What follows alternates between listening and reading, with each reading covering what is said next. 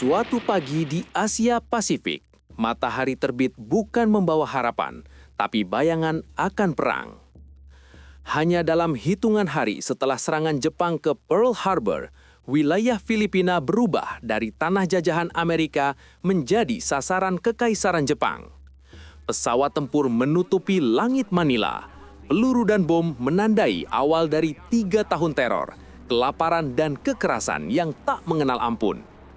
Bagi jutaan rakyat Filipina, ini bukan sekadar perang antar negara besar. Ini adalah perjuangan untuk bertahan hidup. Inilah kisah tentang sebuah bangsa Asia yang terperangkap di antara ambisi kekaisaran, janji yang ditinggalkan, dan harga mahal dari Perang Dunia Kedua. Inilah Filipina di bawah pendudukan Jepang.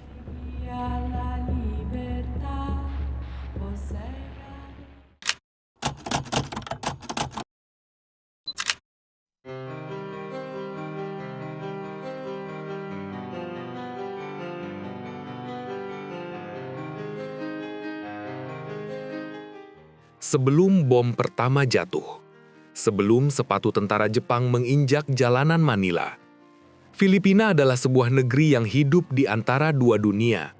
Secara resmi, Filipina masih berada di bawah bayang-bayang Amerika Serikat. Namun secara politik, bangsa ini sedang bersiap menuju kemerdekaan.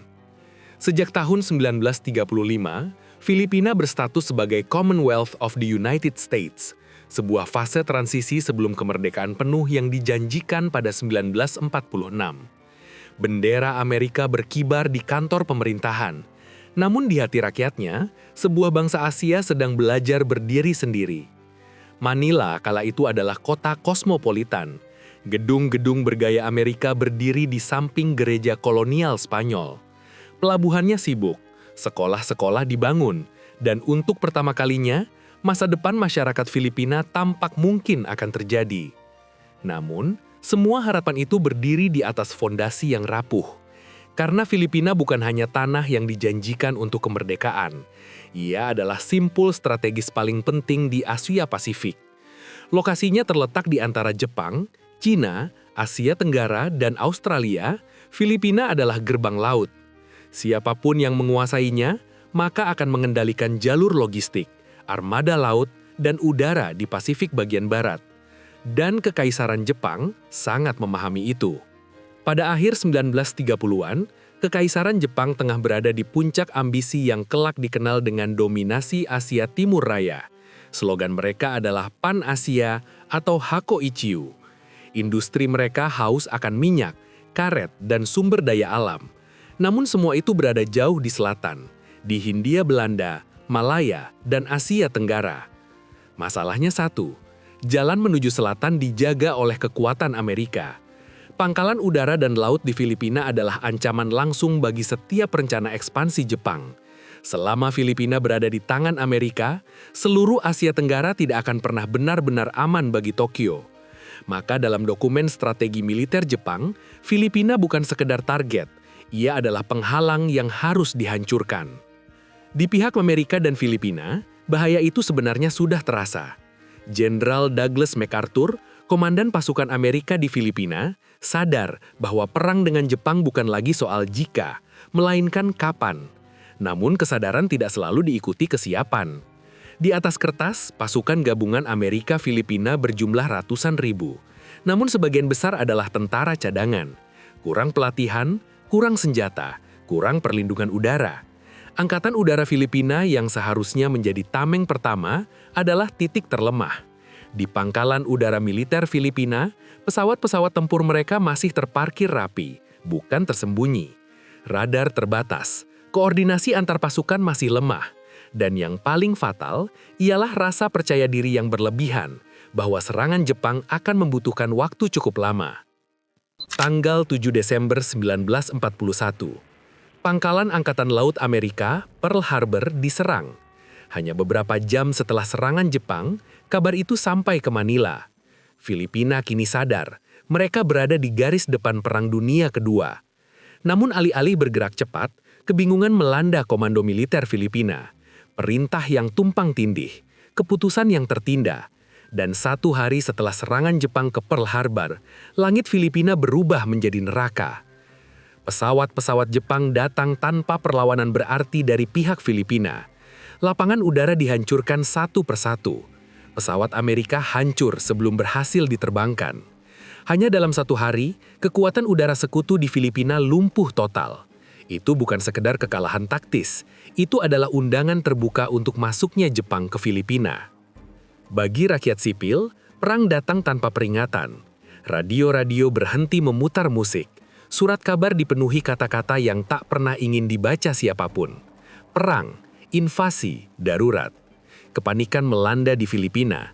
Anak-anak ditarik dari sekolah. Beberapa keluarga menimbun makanan. Dan untuk pertama kalinya, ketakutan menjadi bagian dari kehidupan sehari-hari.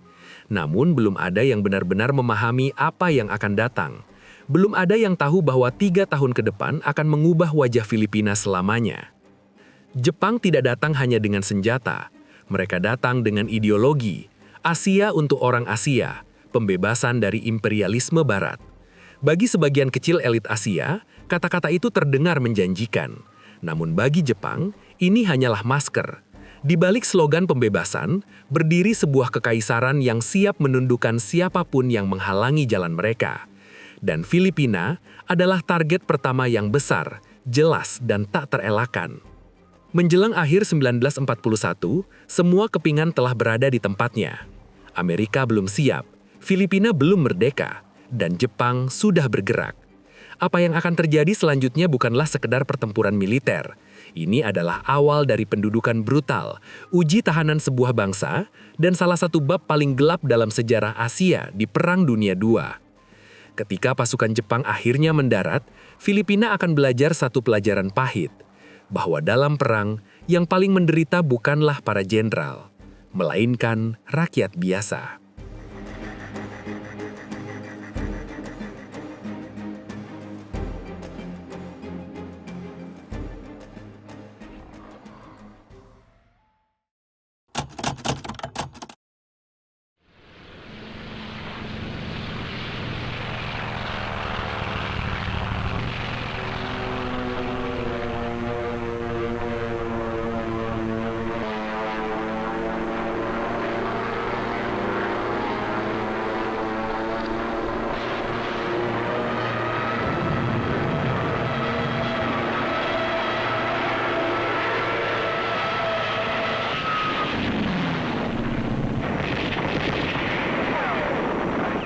Intramuros has set a fire in the Jap suicide stand against American troops, closing in on the remnants of enemy resistance. Flames from the burning area light up the sky by night. Our troops advance into the stubbornly defended walled city, one building at a time. The Japs are unable to maintain continuous fire against infantry units, but slow down. Invasi itu tidak datang sebagai kejutan. Ia datang sebagai kepastian. Setelah langit Filipina berhasil dilumpuhkan, setelah lapangan udara hancur tanpa perlawanan, bagian selanjutnya hanyalah masa waktu. Dan Jepang tidak membuang 1 detik pun. Mereka terus bergerak. Pada pertengahan bulan Desember 1941, pasukan Jepang mulai mendarat di berbagai titik, salah satunya pulau terbesar di Filipina, yakni Luzon. Pulau ini adalah jantung politik, ekonomi, dan militer Filipina. Dari utara hingga selatan, peta Filipina berubah seperti bak papan catur. Pendaratan dilakukan cepat, terkoordinasi, dan dengan keunggulan di udara. Bagi pasukan Amerika Filipina, setiap perlawanan terasa seperti melawan bayangan. Jenderal Douglas MacArthur menghadapi dilema besar. Rencana pertahanan awalnya sederhana, menahan invasi di pantai, menghancurkan pasukan Jepang sebelum mereka bergerak masuk ke pedalaman. Namun tanpa perlindungan dari udara, rencana itu runtuh sebelum sempat dijalankan. Setiap konsentrasi pasukan mudah sekali terdeteksi. Setiap konvoi menjadi sasaran empuk serangan udara militer Jepang. Maka keputusan pahit pun diambil. Pasukan sekutu mundur, bukan untuk menyerah, tetapi untuk bertahan hidup. Mereka mundur ke Semenanjung Bataan, sebuah wilayah berbukit dan berhutan yang selama puluhan tahun telah disiapkan sebagai benteng terakhir jika Filipina diserbu. Di sanalah sisa pasukan Amerika dan Filipina akan mencoba menahan laju invasi Jepang. Bataan bukan pilihan ideal. Persediaan makanan terbatas, obat-obatan minim, dan pasukan Amerika Filipina sudah kelelahan bahkan sebelum pertempuran besar dimulai. Namun semenanjung Bataan adalah satu-satunya harapan mereka. Di sisi lain, pasukan Jepang bergerak dengan kepercayaan diri penuh. Mereka yakin kemenangan di Filipina hanya soal waktu. Dengan artileri berat, tank, dan dukungan pesawat udara, Jepang menekan tanpa henti. Hari demi hari, lingkaran semakin menyempit. Di Bataan, perang berubah menjadi ujian daya tahan manusia. Kelaparan datang lebih cepat daripada peluru. Ransum dipotong, lalu dipotong lagi. Penyakit menyebar, malaria, disentri, kelelahan ekstrim. Tentara bertempur bukan hanya melawan musuh, tetapi melawan tubuh mereka sendiri. Namun di tengah kondisi itu, perlawanan tetap bertahan. Pasukan Filipina dan Amerika bertarung dan saling bahu-membahu, seringkali hanya dengan senjata ringan. Mereka melawan musuh yang lebih unggul di hampir segala hal. Bagi mereka, berhasil bertahan dalam satu hari adalah kemenangan kecil. Namun dunia di luar Bataan tidak kunjung datang untuk menolong. Dari bulan Januari sampai Maret 1942, bantuan yang dijanjikan tidak pernah tiba. Amerika sedang berperang di banyak front, dan Filipina terisolasi. Pada Maret 1942, sebuah keputusan yang menyayat moral pasukan pun terjadi. Atas perintah Presiden Roosevelt, Douglas MacArthur meninggalkan Filipina menuju Australia. Kata-katanya kelak dikenang dunia, "I shall return." Namun bagi prajurit yang ditinggalkan di Bataan, kata-kata itu terasa sangat jauh. Tekanan Jepang semakin brutal, serangan artileri tanpa henti, serbuan frontal, pengeboman dari udara. Pasukan yang tersisa kehabisan makanan, kehabisan obat, dan kehabisan kekuatan. Pada 9 April 1942, realitas akhirnya tak bisa dihindari. Bataan menyerah. Lebih dari 70.000 tentara Amerika dan Filipina jatuh ke tangan Jepang. Dan disitulah tragedi sesungguhnya dimulai. Apa yang kemudian dikenal sebagai Bataan Death March bukanlah peristiwa spontan. Ia adalah hasil dari kekejaman sistematis, pengabaian terhadap hukum perang, dan pandangan bahwa tawanan adalah beban, bukan manusia. Puluhan ribu tawanan dipaksa berjalan lebih dari 100 km di bawah terik matahari, tanpa air, tanpa makanan, tanpa belas kasihan. Siapapun yang jatuh, dipukul, ditembak, atau ditinggalkan mati di jalan. Mayat berjejer di sepanjang rute, dan dunia hampir tidak mendengar apa-apa. Namun kejatuhan Bataan bukan akhir dari perlawanan. Masih ada Corregidor, pulau kecil berbatu di Teluk Manila, yang menjadi simbol terakhir kehadiran Amerika di Filipina. Di sanalah pasukan yang tersisa bertahan di terowongan gelap, di bawah pengeboman konstan. Namun Jepang tidak berhenti. Pada Mei 1942, setelah serangan besar-besaran, Corregidor pun jatuh. Filipina resmi berada di bawah kendali Kekaisaran Jepang. Dalam waktu kurang dari 6 bulan, sebuah koloni besar, sebuah NASA yang sedang bersiap merdeka, berubah menjadi wilayah pendudukan militer. Bendera Jepang berkibar di Manila, hukum Jepang diberlakukan, dan kehidupan lama lenyap. Bagi rakyat Filipina, invasi ini bukan hanya kekalahan militer, ia adalah awal dari 3 tahun teror, penindasan, dan penderitaan yang akan membekas bahkan setelah perang berakhir.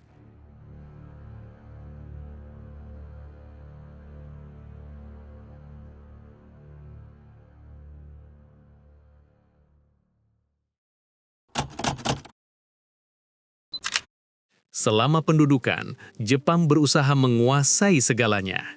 Tanah, kota, bahasa, bahkan pikiran.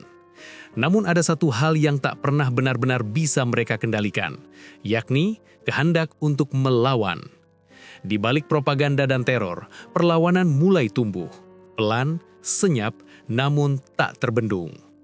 Tanpa tentara nasional, tanpa persenjataan yang lengkap, rakyat Filipina mengandalkan satu kekuatan yang hanya mereka yang menguasainya, yaitu pengetahuan tentang tanah mereka sendiri. Mulai dari hutan, pegunungan dan desa-desa terpencil menjadi tempat berlindung. Di sanalah kelompok-kelompok gerilya terbentuk, dari mantan tentara, petani, guru, hingga mahasiswa. Mereka tidak mengenakan seragam yang megah, tidak berbaris rapi, namun mereka memiliki tujuan yang sama, menolak untuk tunduk. Salah satu kekuatan perlawanan terbesar mereka adalah jaringan gerilya yang setia pada Amerika. Mereka mengumpulkan intelijen, pergerakan pasukan Jepang, lokasi gudang senjata, hingga jadwal konvoi. Informasi ini diselundupkan melalui radio rahasia, kurir laut, bahkan pesan yang dihafalkan dan disampaikan dari mulut ke mulut. Bagi Jepang, ini adalah musuh yang tak terlihat, namun mematikan. Perlawanan juga hidup di tengah rakyat sipil. Petani menyembunyikan para pejuang, nelayan mengangkut pesan di bawah jaring ikan mereka. Ibu-ibu memasak untuk pasukan gerilya, seringkali mengorbankan jatah keluarga mereka sendiri. Setiap bantuan kecil yang datang taruhannya adalah nyawa. Jika tertangkap, hukuman Jepang tak mengenal kompromi. Namun rasa takut tidak mengalahkan tekad dari perlawanan rakyat Filipina. Di beberapa wilayah, perlawanan berkembang menjadi kekuatan terorganisir.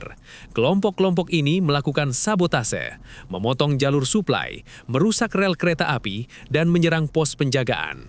Mereka tidak mencari kemenangan besar, mereka mencari gangguan. Setiap gangguan memperlambat pergerakan tentara Jepang. Kemudian, Jepang meresponsnya dengan kekerasan yang semakin meningkat. Operasi penyisiran, pembakaran desa, eksekusi massal sebagai peringatan. Namun efeknya justru berlawanan. Alih-alih memadamkan perlawanan, kekejaman ini memperluas dukungan rakyat terhadap pasukan gerilya. Pendudukan Jepang mulai retak dari dalam. Perlawanan rakyat Filipina juga berperan penting dalam strategi besar Amerika dan sekutunya. Ketika Amerika bersiap kembali ke Pasifik, informasi dari pasukan gerilya di Filipina menjadi kunci perencanaan invasi. Mereka memetakan pantai, menandai posisi Jepang, dan memastikan bahwa ketika sekutu kembali, mereka tidak datang dalam kegelapan. Namun, perlawanan ini bukan kisah romantis tanpa harga. Banyak pejuang tewas tanpa nama, tanpa monumen, tanpa catatan resmi. Mereka mati agar orang lain bisa hidup. Dan sebagian besar dari mereka tak pernah tahu apakah pengorbanan itu akan membuahkan hasil. Namun satu hal pasti, pendudukan Jepang tidak pernah benar-benar menaklukkan Filipina. Karena bahkan ketika kota-kota berhasil dikuasai dan bendera Jepang berkibar di gedung pemerintahan mereka, jiwa dari bangsa ini tetap bebas. Dan ketika suara meriam sekutu akhirnya terdengar kembali dari kejauhan, rakyat Filipina tahu bahwa perjuangan mereka tidak sia-sia.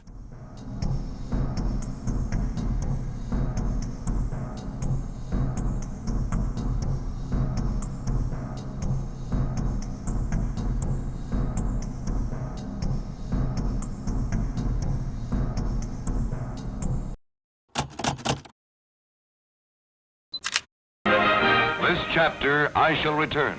The story of General Douglas MacArthur.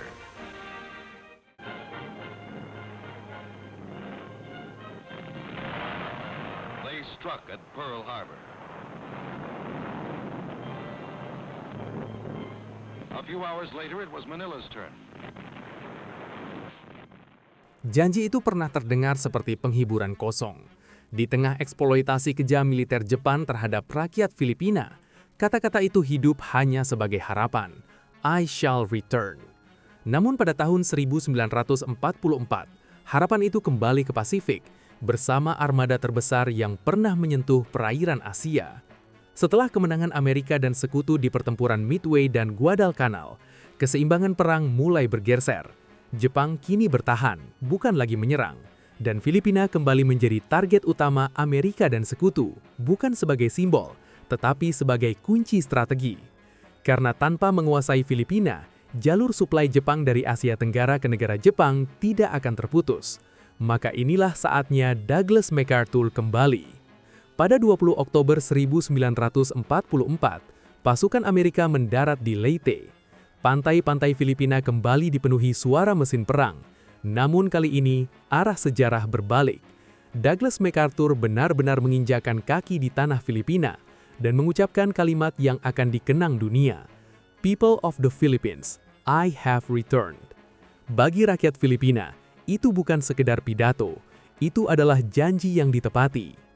Namun pembebasan tidak datang dengan cepat. Jepang bertempur mati-matian. Mereka tahu, kekalahan di Filipina berarti akhir dari kekuasaan mereka di Asia Tenggara. Pertempuran Leyte berubah menjadi salah satu pertempuran laut terbesar dalam sejarah manusia. Lautan dipenuhi kapal yang terbakar, langit dipenuhi pesawat yang jatuh. Disinilah untuk pertama kalinya serangan kamikaze digunakan secara besar-besaran. Sementara di darat, para gerilyawan Filipina muncul dari persembunyian. Mereka memandu pasukan Amerika, mengamankan desa, dan membantu mengisolasi pasukan Jepang. Perlawanan yang selama ini tersembunyi, kini berdiri tegap di garis depan. Pada awal 1945, fokus beralih ke ibu kota Filipina, yakni Manila. Apa yang terjadi selanjutnya bukanlah pembebasan yang bersih, melainkan salah satu pertempuran kota paling menghancurkan dalam Perang Dunia Kedua. Tentara Jepang menolak mundur. Mereka bertahan di setiap gedung, setiap jalan, dan setiap sudut kota Manila. Pertempuran Manila berlangsung selama sebulan. Artileri Amerika menghancurkan bangunan bersejarah yang ada di Filipina. Api melahap distrik permukiman, dan warga sipil terjebak di tengah neraka itu. Pembantaian massal dilakukan oleh pasukan Jepang terhadap penduduk kota, wanita, anak-anak, orang tua, tidak luput dari tindakan brutal mereka. Ketika pertempuran berakhir, Manila hancur. Lebih dari 100.000 warga sipil tewas. Kota yang pernah dijuluki Mutiara Asia berubah menjadi puing-puing yang hancur. Namun secara militer, hasilnya jelas. Pasukan Jepang terpukul mundur.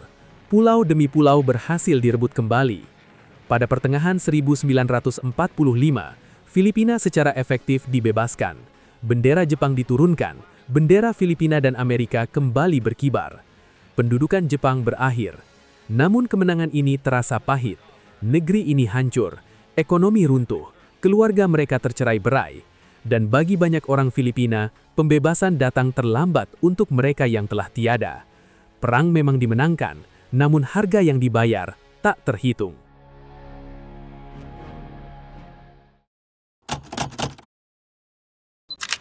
Ketika deru mesin perang akhirnya berhenti dan bendera Jepang diturunkan, Filipina tidak menyambut kemenangan dengan sorak-sorai. Yang tersisa hanyalah keheningan dan puing-puing kota-kota yang hancur, desa-desa kosong, dan jutaan nyawa melayang. Perang telah pergi, tetapi bayangannya tetap tinggal. Lebih dari 1 juta rakyat Filipina tewas selama Perang Dunia Kedua. Sebagian besar adalah warga sipil. Mereka bukan prajurit di medan tempur, melainkan ibu, anak, dan orang tua yang terjebak di antara kekuatan besar yang memperebutkan Asia. Trauma ini tidak tercatat hanya di buku sejarah, tetapi di dalam ingatan keluarga yang kehilangan segalanya. Bagi para penyintas, perdamaian bukan berarti hidup kembali normal. Kelaparan masih ada, penyakit menyebar, dan luka batin jauh lebih sulit disembuhkan daripada luka fisik. Para korban kerja paksa, tawanan perang, dan perempuan korban pemuas nafsu tentara Jepang harus hidup dengan kenangan yang seringkali tak pernah diceritakan. Diam menjadi cara mereka bertahan hidup. Secara politik, perang mempercepat takdir Filipina. Pada tahun 1946, Filipina akhirnya merdeka secara resmi dari Amerika Serikat. Namun kemerdekaan itu lahir dari negeri yang hancur. Bangsa ini harus membangun ulang segalanya, bukan dari nol, melainkan dari reruntuhan. Hubungan Filipina dan Jepang perlahan berubah seiring waktu, dari penjajah dan korban menjadi mitra diplomatik dan ekonomi. Namun, masa lalu tidak pernah benar-benar hilang. Isu kejahatan perang, kompensasi korban, dan pengakuan sejarah masih menjadi luka terbuka bagi banyak masyarakat Filipina. Rekonsiliasi tanpa ingatan bukanlah perdamaian sejati. Pendudukan Jepang di Filipina adalah pengingat keras bahwa Perang Dunia Kedua bukan hanya kisah dari Eropa saja. Asia membayar harga yang sama mahalnya, seringkali lebih mahal. Namun kisahnya jarang mendapat tempat dalam narasi global. Filipina adalah salah satu contohnya. Sejarah ini penting bukan untuk menumbuhkan kebencian, tetapi untuk menjaga ingatan, agar kekuasaan tidak kembali tanpa kendali, agar propaganda tidak menggantikan kebenaran, dan agar penderitaan jutaan manusia tidak direduksi menjadi angka statistik. Karena di balik peta perang dan tanggal pertempuran ada manusia. Dan di Filipina, mereka membayar perang dengan kehidupan, martabat, dan masa depan mereka.